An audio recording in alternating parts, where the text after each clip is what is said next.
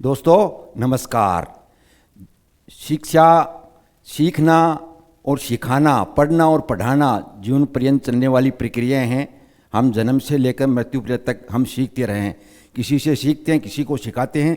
तो ये प्रक्रिया जन्म से लेकर मृत्यु तक चलती रहती है। तो अतः है हम सबसे पहले क्या हैं, शिक्षार्थी हैं और इसके बाद में शिक्षक हैं। उम्र का इसमें कोई बंधन नहीं है। किसी भी उम्र में हमें सीखने की यदि जिज्ञासा है, ललक है, जज्बा है, तो हम सीख सकते हैं और सिखा भी सकते हैं। देखिए, कालिदास विश्व के महानतम विद्वान पंडित व्यक्ति हुए हैं और शेक्सपियर विश्व के महानतम विद्वान व्यक्ति में हैं। वेस्टर्न साहित्य के अंदर सबसे अधिक विद्वान, उनके सानी या मुकाबला करने वाला कोई विद्वान व्यक्ति पैदा नहीं हुआ। तो उन्होंने बहुत लंबी उम्र के बाद में पढ़ना शुरू किया था। इसी प्रकार से लंबे समय के बाद में भी पढ़ते रहे और वो एक विद्वान व्यक्ति के रूप में हमारे सामने आए हैं। ऐसे ही हमारे एपीजे अब्दुल कलाम जीवन भर शिक्षार्थी बने रहे और शिक्षार्थी बनने के बाद में ही उन्होंने सबसे पहले अपना काम शिक्षक के रूप में शुरू किया और देश के सर्वोच्च राष्ट्रपति के पद पर पदोन्नत हुए और उसके बाद में राष्ट्रपति के पद से सेवानिवृत्त होने के बाद में वो शिक्षक बने। अतः है शिक्षा और शिक्षार्थी और शिक्षक दोनों एक ही सिक्के के दो पहलू हैं। तो दोस्तों देखिए, आइए हम किसी भी आयु वर्ग में होंगे, हम सीखना करेंगे, सीखना प्रारंभ कर रहे हैं। तो हम देखिए, सबसे पहले हमें किसी भी भाषा को सीखने के लिए सबसे पहले उसकी जो व्याकरण है, क्यों किसी भी भाषा में व्याकरण, ग्रामर है, वही महत्वपूर्ण होती है। क्योंकि हम अपने विचारों की अभिव्यक्ति जब जिस वाक्य रचना के तहत करते हैं, उसका सही ज्ञान हमें व्याकरण से ही मिलता है। अतः इंग्लिश की जो बेसिक ग्रामर है, ये सीखना बहुत ही आवश्यक है। तो देखिए, यहाँ हम 3 स्टेज से गुजरेंगे। किसी भी भाषा को सीखेंगे तो 3 स्टेज में गुजरना पड़ेगा हमें। पहला स्टेज इसका लेटर है, दूसरा वर्ड है और तीसरा इसमें क्या है, सेंटेंस है। ये तीनों स्टेजों से हमको निकलना पड़ेगा। और सबसे पहले ये है कि प्राथमिक स्तर पर जब इसकी मूलभूत जो चीज़ें हैं वो हम नहीं सीख पाते हैं या ध्यान नहीं देते हैं, तो ये कमज़ोरी हमारे बराबर चलती रहती है और आगे भी चलती रहेगी। तो इसलिए इस कमज़ोरी को दूर करने के लिए देखिए, सबसे पहले हम चलते हैं पहली स्टेज पर, लेटर। अंग्रेजी भाषा, इंग्लिश अल्फ़ाबेट।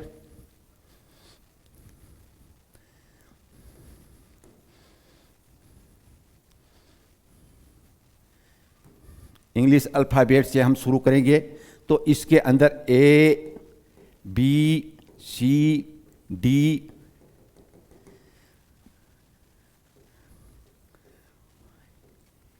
ये इस प्रकार से इंग्लिश अल्फ़ाबेट में कितने लेटर होते हैं, 26 लेटर हैं।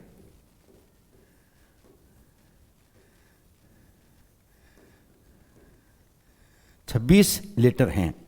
अब लेटर हैं, उसको हम 2 भागों में बांटेंगे। इसमें क्या है, वोविल, वोविल्स प्लस कॉन्सोनेंट, कॉन्सोनेंट्स। तो देखिए, वोविल और कॉन्सोनेंट, ये 26 इसके अंदर लेटर हैं। इसके अंदर वोविल कौन से हैं और कॉन्सोनेंट कौन से हैं? तो इसमें क्या है, 5 वोविल हैं, ए, ई, आई, ओ, यू। ये 5 इसके अंदर क्या हैं, वोविल हैं। बाकी शेष जो 21 लेटर बचे वो क्या हैं, कॉन्सोनेंट हैं। और इन्हें हम क्या कहते हैं, स्वर कहते हैं, स्वर। और ये हो गए व्यंजन। अब हमें देखना ये है कि स्वर और कॉन्सोनेंट, स्वर और व्यंजन, वोविल और कॉन्सोनेंट कौन से हैं, तो इनमें क्या अंतर है। तो ये देखिए, इनकी जब हम साउंड बोलेंगे हम अपने मुख से, तो हमारे मुख से निकलने वाली वह ध्वनि जो स्वतः ही बिना किसी रुकावट के स्वतः ही निकलती है, वो क्या है, स्वर हैं, वोविल्स हैं। और जो ध्वनि किसी रुकावट के बाद में निकलती है, वो क्या है, व्यंजन हैं। तो हमारे 26 लेटरों में से 5 लेटर हैं, ए, ई, आई, ओ, यू। ये बिना किसी रुकावट के स्वतः ही बोले जाते हैं। अतः ये 5 क्या वोविल्स हैं, 21 या बचे वो क्या कॉन्सोनेंट हैं, जैसे बी, सी, डी, एफ, जी, एच, जे, के, एल, एम, एन, इस प्रकार से जो लेटर्स हैं जो किसी रुकावट के बाद में निकलते हैं। और ये रुकावट कहाँ से शुरू होती है? हमारे दांतों से, हमारी जीभ से, हमारे होठों से, हमारे कंठ से, हमारी नासिका से रुकावट बनती है। वो क्या होंगे? कॉन्सोनेंट होंगे, व्यंजन होंगे। तो ये बात बिल्कुल साफ हो गई, लेटर वाली बात साफ हो गई। अब इसके बाद में क्या है, जो दूसरी स्टेज पर हम आते हैं वर्ड पर। तो वर्ड में क्या है कि वर्ड सभी जो शब्द दो, अब शब्द जो वर्ड है बनेंगे, शब्द बनेगा तो वो किसके आधार पर बनेगा? वोविल्स और कॉन्सोनेंट के आधार पर ही बनेगा। उसमें क्या वोविल होगा और कॉन्सोनेंट है, ये दोनों मिलकर के एक शब्द की रचना करते हैं। तो अब इनमें से शब्द कोई भी हो सकता है, जैसे दो या दो से अधिक अक्षर मिल करके एक शब्द की रचना करते हैं जिसका कोई अर्थ निकलता है। यानी अर्थ निकलता है वही शब्द होगा, अर्थ नहीं निकलेगा तो वो शब्द नहीं, निर्थक शब्द है, वो शब्द की श्रेणी में नहीं आएगा। तो यहाँ क्या, जैसे वी है, मी है, ये 2 लेटर हैं इसमें देखिए बॉय 3 लेटर हो गए, इसमें 4 लेटर हो गए,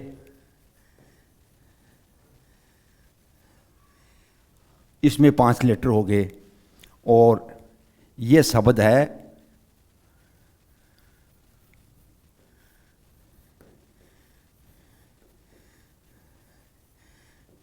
अब देखिए शब्द 1 2 3 4 5 6 7 8 9 10 11 12 13 अक्षरों का एक शब्द है।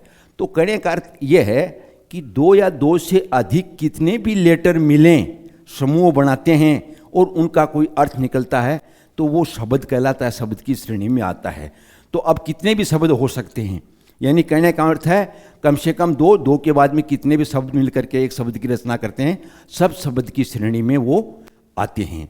तो अब इनके अंदर ये देखिए कि अब सब में इसमें WE ये कॉन्सोनेंट है, ये आपका वोविल है, ये कॉन्सोनेंट है, ये वोविल है, ये कॉन्सोनेंट है, ये वोविल है, कॉन्सोनेंट है, ये क्या है कॉन्सोनेंट है, आई इसमें वोविल है, आर कॉन्सोनेंट है, एल कॉन्सोनेंट है, WOMAN इसमें और AN। तो कहने का अर्थ ये है कि कोई भी शब्द बनेगा वो किसके सहयोग से बनेगा? ये वोविल और कॉन्सोनेंट के सहयोग से ही शब्द की रचना होती है, शब्द बनता है। हमारी भाषा में जितने भी प्रकार के सारे अक्षर क्या है, शब्द हैं। तो अब देखिए ये तो हो गए शब्द। तो अब हमारी बात पहले क्लियर हमारी बात होगी। सबसे पहले श्रेणी पर आएंगे हम प्रथम क्लास में जब भी प्राथमिक स्तर पर जब जाते हैं तो सबसे पहले हम लेटर सीखते हैं और लेटर के वोविल और कॉन्सोनेंट हो गए। अब ई के बाद में वर्ड, दूसरी स्टेज पर हम पहुँचे तो क्या है वर्ड क्या है? वर्ड किसके सहयोग से बनेंगे? वर्ड क्या है? एक वोविल और कॉन्सोनेंट मिलकर के 2 या 2 से अधिक कितने भी अक्षर मिलकर के एक शब्द की रचना करेंगे और उसमें वोविल और कॉन्सोनेंट होंगे। अब एक चीज़ इसमें देखने की बात यह है कि 3 लेटर हमारी भाषा में 3 लेटर ऐसे हैं जो सिंगल हैं और उनको हम किस श्रेणी में रखेंगे? शब्द की श्रेणी में रखते हैं। हालांकि वो पूरा अर्थ देते हैं, जैसे आई है, ए है, ओ, आई, ए, ओ 3 ऐसे वोविल हैं, सिंगल वोविल हैं जिनको हम शब्द की श्रेणी में मानते हैं क्योंकि ये पूरा अर्थ देते हैं। अतः ये शब्द हैं। बाकी जितने भी शब्द बनेंगे वो 2 या 2 से अधिक अक्षर मिलकर के ही शब्द की रचना करते हैं। तो सारे के सारे हमारी भाषा में शब्द हैं। तो ये बात बिल्कुल साफ हो गई। अब आपकी समझ में आ गया कि भाई लेटर के बारे में समझ लेंगे, बाद में दूसरी स्टेज आ गई वर्ड। अब देखिए तीसरी स्टेज पर हम पहुंचते हैं सेंटेंस। सेंटेंस क्या है? सेंटेंस क्या है शब्द समझ में आ गया। तीसरी स्टेज है सेंटेंस। जब अपने विचारों की अभिव्यक्ति जिस प्रकार से हम अपनी बात दूसरे को समझाने की, दूसरे की बात अपने को समझने के लिए हम क्या करते हैं? शब्द समूह का प्रयोग करते हैं, शब्दों के समूह का हम प्रयोग करते हैं, तो उसके द्वारा हम अपनी बात दूसरे को समझा सकते हैं और दूसरे की बात को हम स्वयं समझ सकते हैं। तो ये शब्द समूह है, शब्दों का समूह है। कहने का अर्थ यह है, सेंटेंस क्या है? A sentence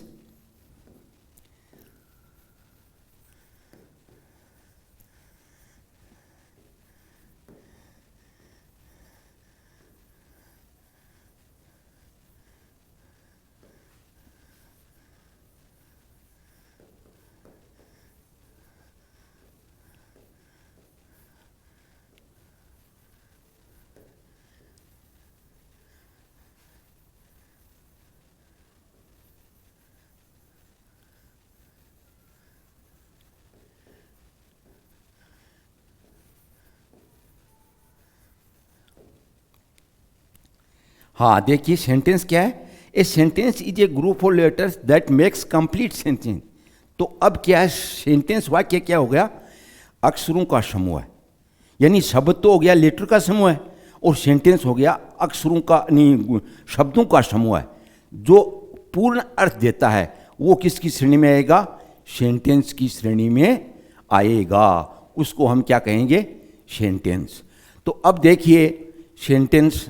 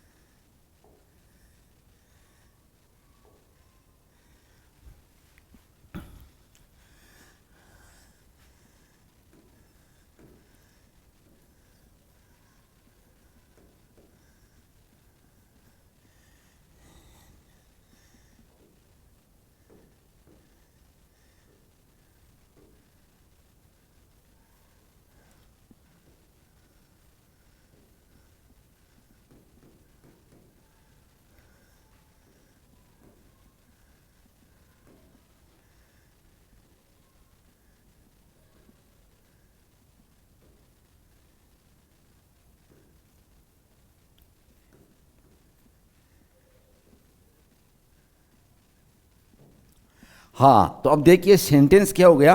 a sentence is a group of letters that makes complete sense. यानी अक्षरों का समूह है, नहीं शब्दों का समूह है। वाक्य क्या है?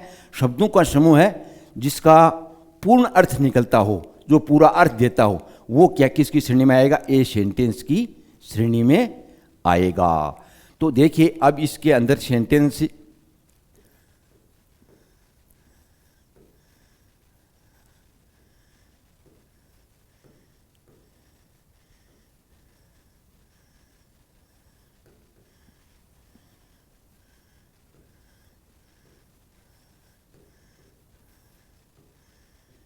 Jaipur is a beautiful city.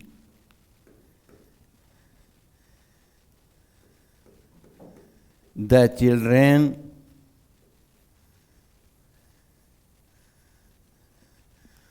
are in the garden.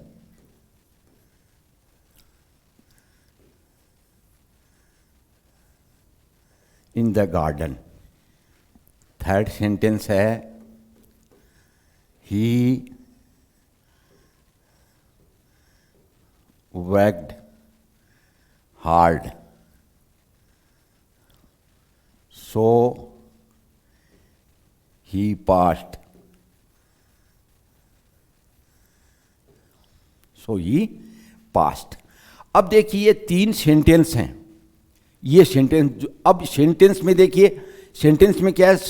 ये एक शब्द हो गया, जयपुर एक शब्द है, इज दो अक्षरों का एक शब्द हो गया, ए शब्द हो गया, ब्यूटीफुल शब्द हो गया, सिटी शब्द है। तो ये क्या शब्दों का समूह है, और शब्दों का समूह तो है लेकिन ये पूर्ण अर्थ देता है। जयपुर क्या है? एक सुंदर शहर है, ये पूर्ण अर्थ देता है। अतः ये किसकी श्रेणी में है? सेंटेंस की श्रेणी में। The children are in the garden, तो इसके अंदर भी ये शब्दों का समूह है। 1 2 3 4 5 6 शब्द मिलकर के एक वाक्य की रचना करते हैं, इनका पूर्ण अर्थ निकलता है। अतः ये भी सेंटेंस हो गया। अब तीसरे में ही वर्कड हार्ड, 1 2 3 4 5 6, इसमें भी 6 क्या शब्द हैं? और ये मिल करके एक सेंटेंस का निर्माण हुआ, ये भी सेंटेंस है। अब देखिए शब्दों का समूह है। अब शब्दों का समूह है, एक वाक्य के अंदर शब्दों का समूह होता है, शब्दों का समूह होता है और वे अर्थ देते हैं, लेकिन वाक्य जैसा पूर्ण अर्थ नहीं देते हैं। तो ये इनको हम क्या बोलते हैं? फ्रेज बोलते हैं, फ्रेज।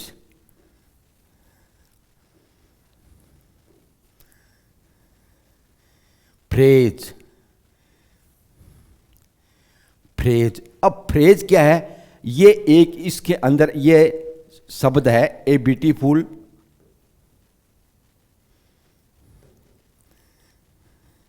Beautiful city. ये एक, ये दो और तीन, ये शब्दों का समूह है। एक ए ब्यूटीफुल सिटी शब्दों का समूह है, अर्थ देता है क्या? सुंदर शहर। ए ब्यूटीफुल सिटी का मतलब ये सुंदर शहर। ये हमारे शब्दों का समूह है, लेकिन अर्थ देता है, वाक्य जैसा पूर्ण अर्थ नहीं देता। अतः ये इस सेंटेंस के फ्रेज हैं, वाक्यांश हैं। इसको हम फ्रेज या हिंदी में बोलेंगे वाक्यांश, ये फ्रेज हैं। अब देखिए दूसरे के अंदर ये है, the children are in the garden. ये फ्रेज है, इन द गार्डन। तीन शब्द हैं इसके अंदर, इन दी गार्डन। ये तीन शब्दों का क्या समूह हो गया? इन द गार्डन तीन शब्दों का समूह है। इनका अर्थ तो है, इन द गार्डन का मतलब बगीचे में, लेकिन ये वाक्य जैसा पूरा अर्थ नहीं देते हैं। ये तो इसको बोलेंगे फ्रेज। ये भी शब्दों का वाक्यांश हैं, वाक्य का अंश हैं, अर्थ देते हैं, शब्द हैं। और तीसरा हमारा शब्द देखिए, he worked hard so he past. इसके अंदर देखिए ये एक शब्द है सो। ये दो वाक्य हैं, ही वर्कड हार्ड, ये वाक्य पूर्ण हो गया, ये इसका अर्थ निकलता है, अतः ये भी पूर्ण वाक्य है। और ही पास्ट, इसका भी पूरा अर्थ देता है, ये भी एक वाक्य हो गया। ये दो वाक्य हो गए, दो वाक्य मिलकर के एक सेंटेंस बना है। दो वाक्य मिलकर के एक सेंटेंस बना है। ये संपूर्ण अर्थ देते हैं अपना, ही वर्कड हार्ड पूरा अर्थ देते हैं, सेंटेंस है। और ही पास्ट, ये भी सेंटेंस से पूरा अर्थ देते हैं। लेकिन ये तीसरा जो सेंटेंस है, इसको जोड़ करके एक सेंटेंस बना दिया। ही वर्कड हार्ड सो से जोड़ करके ही पास्ट एक सेंटेंस बन गया। अतः ही वर्कड हार्ड और ही क्लाज, ये दो सेंटेंस हैं, ये वाक्य नंबर 3 के क्या हैं? क्लाज हैं। क्लाजेज उपवाक्य, उपवाक्य, ये क्या हो गए? उपवाक्य। इस प्रकार से ये क्या बन गए? उपवाक्य। तो ये फ्रेज और क्लाज और उपवाक्य। अब क्या है कि जैसे भी हम बोलेंगे अपनी बात को, वार्तालाप को, हम जब आपस में बातचीत करते हैं, अपनी बात का विस्तार करते हैं, तो हम धीरे धीरे क्या, एक वाक्य को जोड़कर दूसरा वाक्य को जोड़कर तीसरे वाक्य को जोड़ करके हम एक बड़ा समूह के रूप में, वाक्य के रूप में रखेंगे। तो इन वाक्यों को जब हम किसी व्यक्ति की बात को, हम उसी व्यक्ति की बात को, एक ही व्यक्ति की बात को जब हम किसी शब्दों के माध्यम से या सेंटेंस के माध्यम से जोड़ करके व्यक्त करेंगे, तो वो उसके लिए क्या बन जाएगा? क्लाज और मिल करके एक पैराग्राफ के रूप में उनको रख देंगे। तो आगे इस प्रकार से जितने भी वार्तालाप को हम बढ़ाते रहेंगे, तो वाक्य को जोड़ करके इस प्रकार का इसका प्रयोग करते रहेंगे। तो अब ये देखिए कि यहाँ ये चीज़ आपके बिल्कुल साफ समझ में आ गई कि शब्द क्या है, लेटर क्या है और सेंटेंस क्या है, तो और क्लाज क्या है, फ्रेज क्या है। ये बात समझने के बाद में अब यहाँ देखिए, मैं आपको कुछ सेंटेंस लिख रहा हूँ, देखो।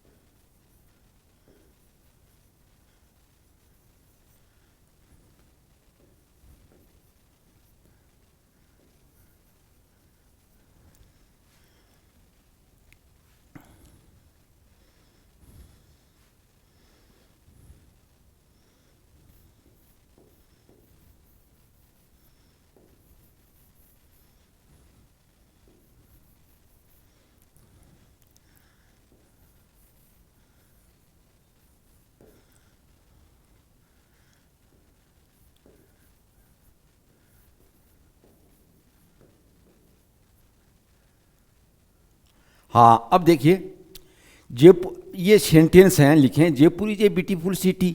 जयपुर क्या सुंदर शहर है, कैसा शहर है? जयपुर का शहर है, सुंदर शहर है। तो ये किसके बारे में बता रहे हैं? सुंदरता किसके बारे में बता रहे हैं? कर्ता कैसा है, ये बताता है कि कर्ता कैसा है, ये बताता है कि कर्ता कैसा है। कैसा है? ए ब्यूटीफुल सिटी, सुंदर शहर है।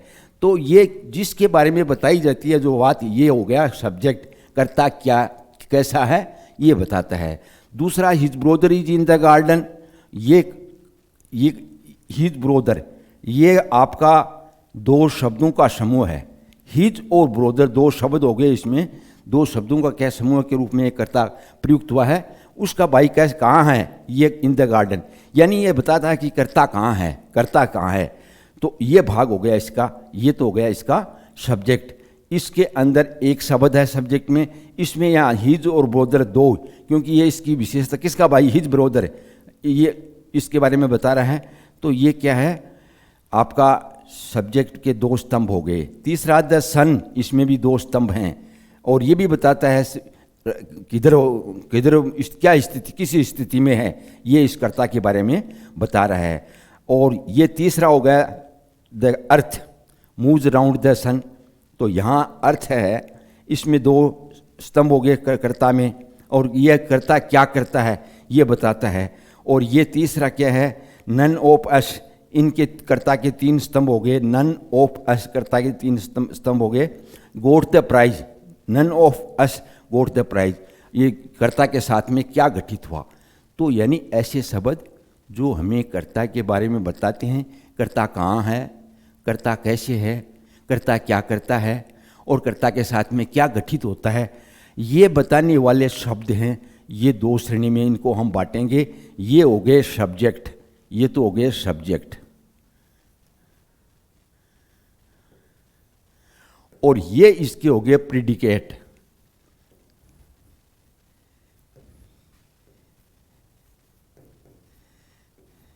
प्रीडिकेट, इस प्रकार से कर्ता और इसके दो भाग हमने बना लिया। ये हो गया इसके सब्जेक्ट।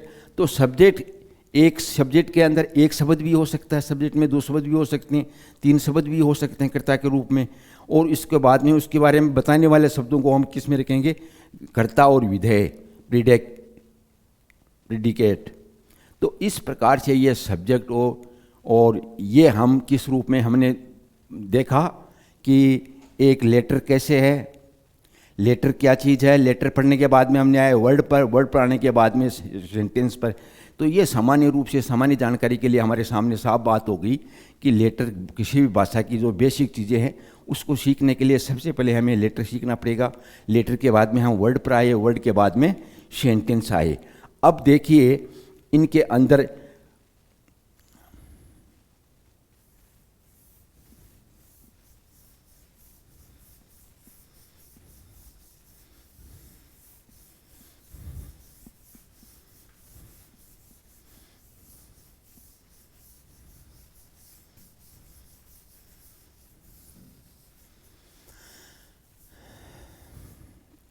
हाँ, तो अब इसके बाद में अपने आएंगे कि ये शब्द हैं।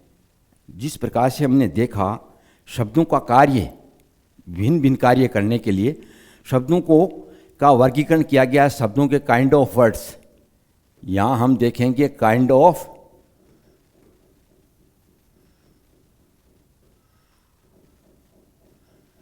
ऑफ वर्ड्स, शब्दों के प्रकार।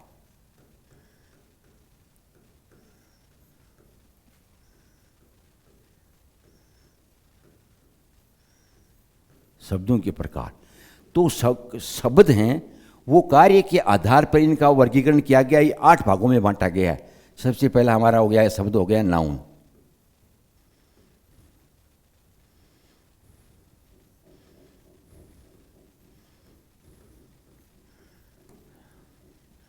दूसरा हो गया प्रोनाउन।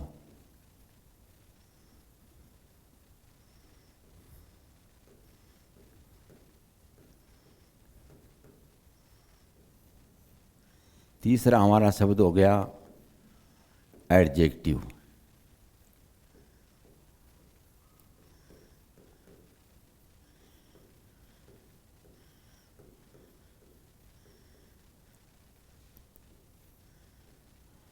चौथा हमारा शब्द हो गया वर्ब,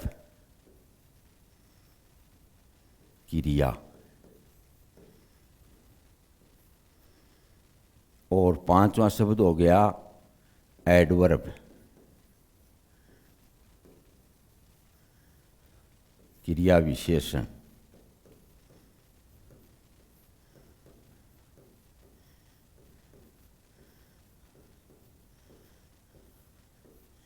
और छठा शब्द हो गया प्रीपोजिशन।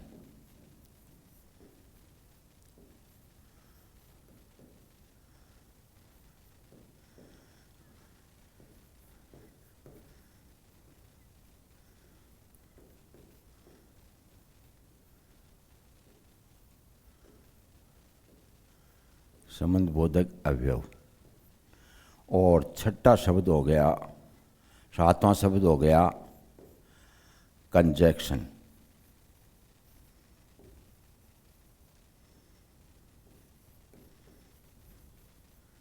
संयोजक।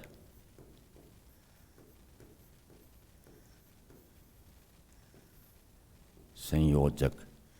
और आठ का शब्द हो गया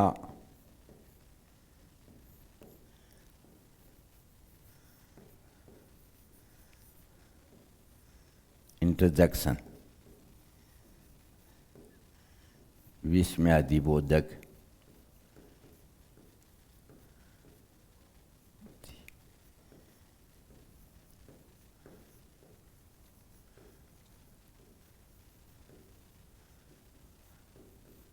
विस्मयादिबोधक अवयव। तो देखिए, ये जब हमने पढ़ लिया, लेटर पढ़ लिया, वर्ड पढ़ लिया, अब शब्द पढ़ा। तो शब्द कितने तरह के हैं? शब्दों के अलावा भाषा में कुछ है नहीं। और शब्दों को कार्य के आधार पर, इनके काम करने के तरीके के आधार पर इनको हमने 8 भागों में बांटा है। अब यही हमारी भाषा की आधारभूत ढांचा है, यही बेसिक चीज़ें हैं हमारी भाषा की। तो सबसे पहले इसमें क्या है? नाउन है, संज्ञा है, प्रोनाउन है, एडजेक्टिव है, वर्ब है, एडवर्ब है, प्रीपोजिशन है, कंजक्शन है, इंटरजेक्शन है। अब यहाँ मैं आपको थोड़ी देर के लिए सामूहिक इनके बारे में थोड़ी चर्चा कर लेता हूँ। बाकी हम, क्योंकि इनका बड़ा भाषा में बड़ा महत्वपूर्ण रोल है इनका, तो इसके लिए इनको अलग अलग हम पढ़ेंगे, इनके प्रकार पढ़ेंगे। देखिए, पहला शब्द हमारा नाउन है। संज्ञा क्या है? जैसे कोई भी व्यक्ति, किसी संसारिक वस्तुओं को जब हम देखते हैं तो उनका हम वर्ण करना चाहते हैं और उनको हम नाम देते हैं, वो नाम ही संज्ञा है। संसार की प्रत्येक वस्तु संज्ञा की श्रेणी में आती है। चाहे कोई भी वस्तु हो, सब संज्ञा की श्रेणी में है। तो अब इनको क्या है, ये हमारी भाषा संज्ञा को क्या है, 5 भागों में बांटा गया है। संज्ञा को 5 भागों में बांटा गया है। प्रॉपर नाउन है, कॉमन नाउन है, मेटेरियल नाउन है, एब्स्ट्रैक्ट नाउन है। इनके बारे में हम अलग से पढ़ेंगे। देखिए, यहाँ सामूहिक चर्चा कर रहे हैं, तो यहाँ दूसरा हो गया प्रोनाउन। सर्वनाम क्या है? प्रोनाउन क्या है? The word which is used in place of noun, जो नाउन के स्थान पर काम में लाया जाता है वो शब्द क्या? प्रोनाउन है। और एडजेक्टिव क्या है? वह शब्द जो इसकी विशेषता बताता है। Word which qualifies noun and pronoun, जो संज्ञा और सर्वनाम की विशेषता बतलाता है, वो शब्द क्या हो गया? एडजेक्टिव हो गया। वर्ब, जिसके द्वारा किसी काम का होना या करना पाया जाता है, वर्ब बताता है। The word which tell us something is being done, verb. Adverb, क्रिया विशेषण, जो क्रिया की और विशेषण की विशेषता बतलाता है, वो शब्द हो गया, एडवर्ब हो गया। प्रीपोजिशन और कंजक्शन और इंटरजेक्शन। इस प्रकार से हम यहाँ इनको 8 भागों में हमने बांटा है। काम के आधार पर हमारी भाषा की बेसिक चीज़ें यही हैं। जब इनकी मूलभूत रूप से हम विस्तृत रूप से हम नाउन के बारे में पढ़ेंगे। देखिए, यहाँ नाउन के बारे में सबसे पहले चीज़ ये है कि हमारे दिमाग में ये बात बिल्कुल अपनी भाषा में ये साफ सुथरी होनी चाहिए कि संज्ञा क्या चीज़ है। कई बार आप पूछ ले कौन सी संज्ञा है, तो संज्ञा का मतलब ये है कि संज्ञा संसार की प्रत्येक वस्तु जिसका अस्तित्व है, किसी भी रूप में हो सकती है, वो चाहे ठोस, द्रव्य, गैस, किसी भी रूप में हो, सब संज्ञा की श्रेणी में आती हैं। अब इसके अंदर इसके 5 भाग हैं। पहला है प्रॉपर नाउन।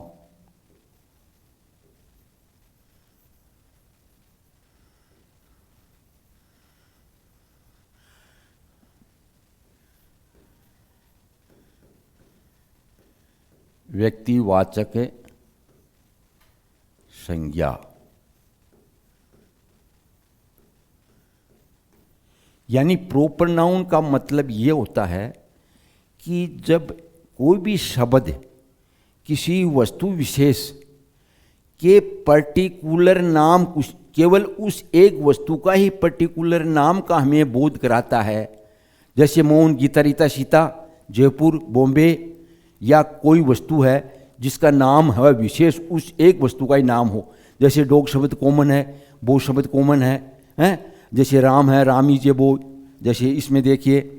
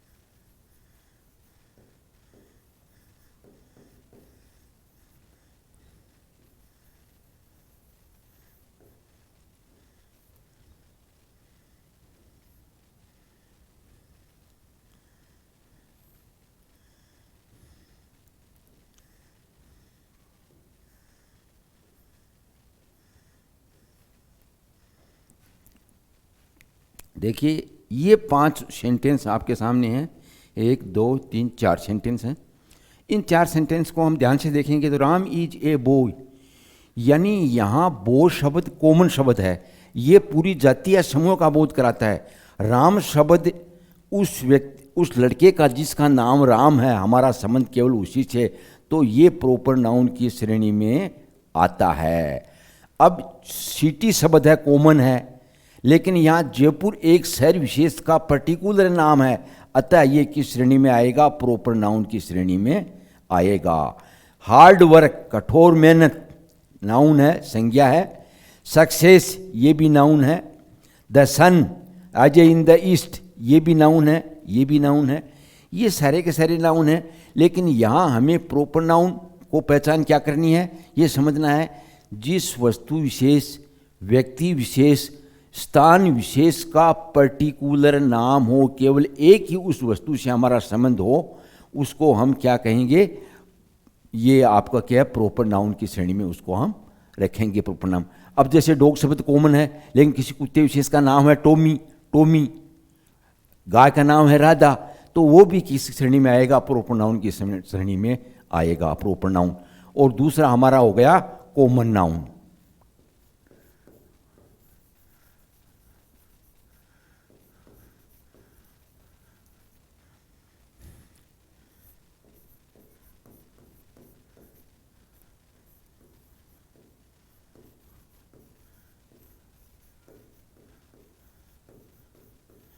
कॉमन नाउन वो नाउन है जो हमें पूरे समूह का, यानी कॉमन का मतलब पूरी जाति या समूह का बोध कराता है। यहाँ वो शब्द है, पूरे जाति या समूह का बोध कराता है। मेन शब्द है, पूरी जाति या समूह का बोध कराता है।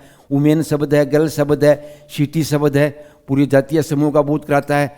ऐसे ही वो जो शब्द है हमें पूरी जाति या समूह के लिए जिसका प्रयोग हम कर सकते हैं और बोध करवाते हैं, वो किस श्रेणी में आएंगे?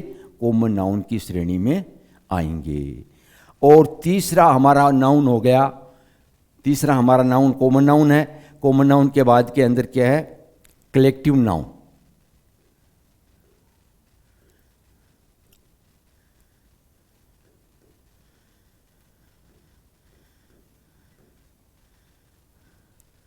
समूहवाचक, समूहवाचक संज्ञा, जो शब्द पूरे संख्याओं के समूह का बोध कराता है। जैसे संख्याओं के समूह का बोध करने वाला शब्द क्या? टीम, टीम, टीम का मतलब एक आदमी की टीम नहीं हो सकती, टीम में अधिक व्यक्तियों की संख्याओं के समूह है। क्लास है, ये भी संख्याओं का समूह है। बटालियन है, संख्याओं का समूह है। आर्मी है, संख्याओं का समूह है। फैमिली है, ये भी संख्याओं का समूह है। तो इस प्रकार से शब्द जो संख्याओं के समूह का बोध कराते हैं, टीम है, क्लास है, आर्मी है, डोजन है, बटालियन है, ये सारे के सारे शब्द किस श्रेणी में आएंगे? कलेक्टिव नाउन की श्रेणी में आएंगे। ये कलेक्टिव नाउन है। और इसके बाद के अंदर क्या है आपका? तीसरा ये हो गया। और चौथा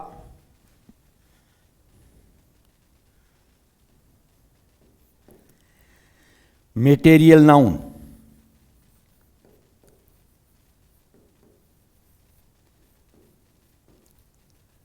मेटेरियल नाउन धातुवाचक, धातु व पदार्थ वाचक, वाचक संज्ञा। धातु व पदार्थ वाचक मेटेरियल नाउन, धातु व पदार्थ वाचक संज्ञा। यानी धातु पदार्थ, जो भी पदार्थ हैं, पदार्थ की किसी भी अवस्था हो सकती है। ठोस द्रव्य के किसी भी अवस्था में पदार्थ हो सकते हैं, जैसे आइस है, बर्फ है, वाटर है, ऑयल है, घी है, मिल्क है, कर्ड है। तो ये तो हो गए हमारे, वाइट है, ये तो हो गए पदार्थ। और धातु जैसे गोल्ड है, सिल्वर है, गोल्ड है, आयरन है, ये इसमें क्या है? धातु हो गए। तो जो पदार्थ और धातुओं का बोध कराता है वो शब्द की श्रेणी में आएंगे, मेटेरियल नाउन की श्रेणी में आएंगे। और पांचवा हमारा है एब्स्ट्रैक्ट नाउन।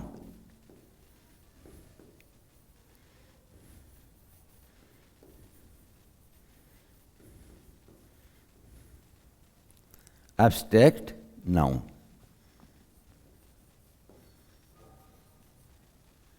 भाववाचक संज्ञा।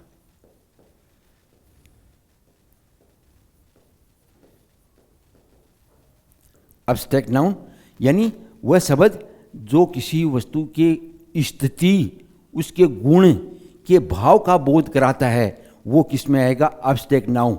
जैसे ब्यूटी सौंदर्य, ऑनेस्टी ईमानदारी, पॉवर्टी गरीबी, रिचनेस धनाढ्यपन, और काइंडनेस दयालुता, और स्लीप नींद, हेल्थ, ये शब्द जो किसी संज्ञा, किसी वस्तु की स्थिति या उसके गुण के भाव का बोध कराते हैं, उन्हें हम क्या कहेंगे? Abstract noun.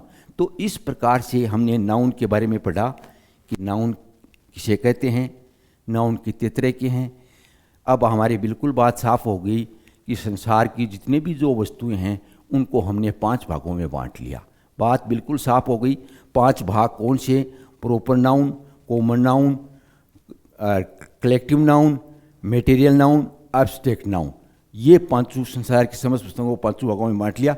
अब हमारे दिमाग में बिल्कुल साफ होगी कि नाउन क्या चीज़ है, कि नाउन का भाषा में बड़ा महत्वपूर्ण स्थान होता है।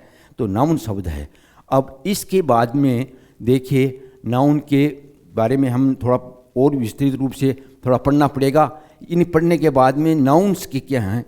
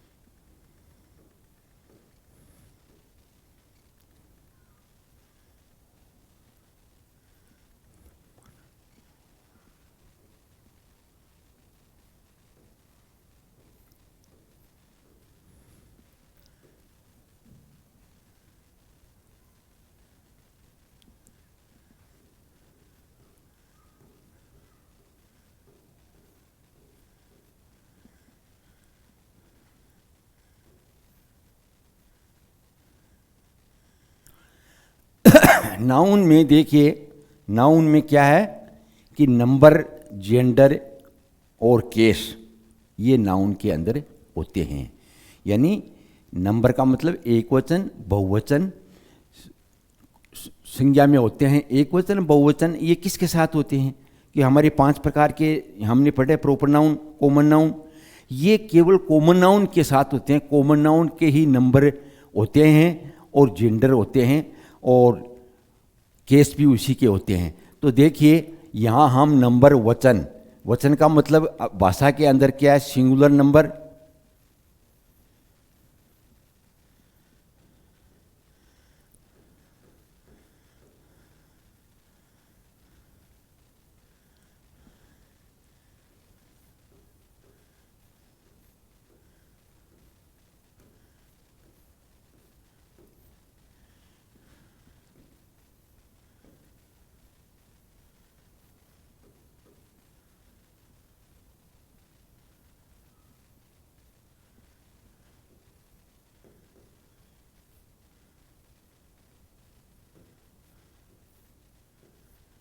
बहुवचन।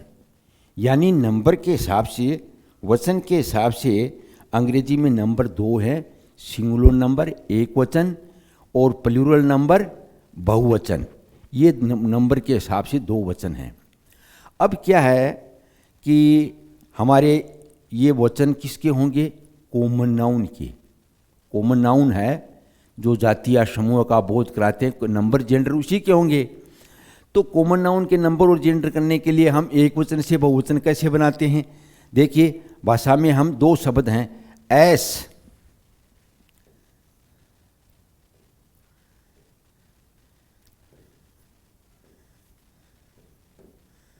एस और ईएस लगाकर, एस और ईएस लगा करके हम एक वचन से बहुवचन बनाते हैं। तो देखिए अब इसको थोड़ा कल से हम विस्तृत अगले चैप्टर में पढ़ेंगे। ठीक है, थैंक यू।